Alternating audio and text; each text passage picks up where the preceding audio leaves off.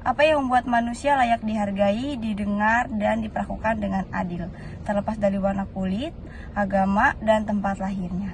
Jawabannya ada pada konsep besar yang biasa kita sebut hak asasi manusia atau HAM. Hak asasi manusia adalah hak-hak mendasar yang kita miliki oleh setiap individu semata karena ia adalah manusia. Hak ini meliputi hak hidup, kebebasan, pendidikan, pekerjaan, dan hak untuk tidak disiksa atau didiskriminasi.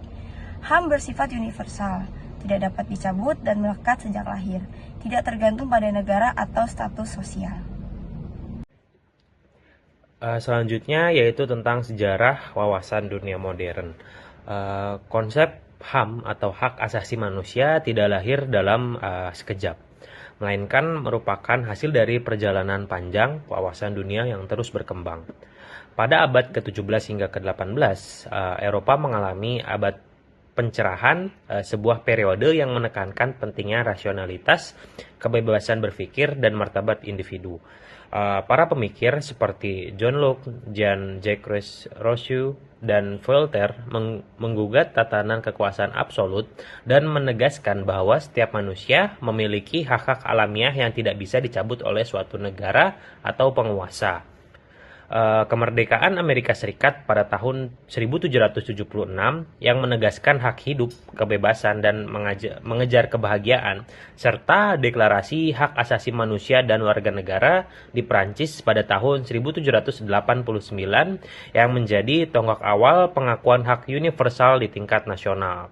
Memasuki abad ke-20, dunia dikejutkan oleh dua perang besar yang membawa kehancuran luar biasa dan memperlihatkan pentingnya membangun sistem global untuk menjaga perdamaian dan melindungi hak asasi. Dari kesadaran itu lahirlah Perserikatan Bangsa-Bangsa atau PBB pada tahun 1945, diikuti dengan disahkannya Deklarasi Hak Asasi Manusia pada tahun 1948, sebuah dokumen monumental yang menetapkan standar hak-hak dasar yang harus dihormati di seluruh dunia tanpa memandang ras, agama, atau kebangsaan. Lantas, mengapa tema ini penting dalam wawasan dunia modern? Karena dunia modern bukan sekadar perkembangan teknologi, melainkan cara berpikir. Dalam dunia modern, nilai-nilai seperti rasionalitas, individualitas, dan kesetaraan menjadi ciri utamanya.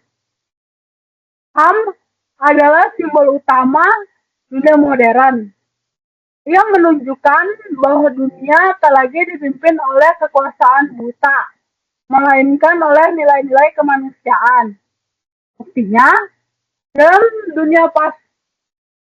dunia pasca Perang Kedua hingga hari ini, hampir semua negara, bahkan yang bersifat otoriter, tetap mencantumkan HAM dalam konstitusinya. Di era digital pun, isu HAM terus relevan. Hak privasi digital, kebebasan berekspresi, dan perlindungan terhadap ujaran kebencian adalah wujud kontemporer dari perjuangan yang sama. Tapi, apakah hak asasi manusia sudah sepenuhnya terlaksana? Tentunya tidak. Masih banyak pelanggaran di berbagai tempat, seperti pengungsi yang kehilangan tempat tinggal, aktivitas yang dibungkam, serta diskriminasi rasial yang merajalela. Nah, ini masih menunjukkan bahwa hak asasi manusia bukanlah akhir dari perjuangan, melainkan alat dari perjuangan itu sendiri. Jadi, kita perlu terus untuk mengawasi dan menegakkan hak asasi manusia, mulai dari level individu, komunitas, hingga sistem hukum global. Hak asasi manusia adalah napas dari dunia modern. Tanpanya, peradaban hanya akan kembali ke zaman kegelapan.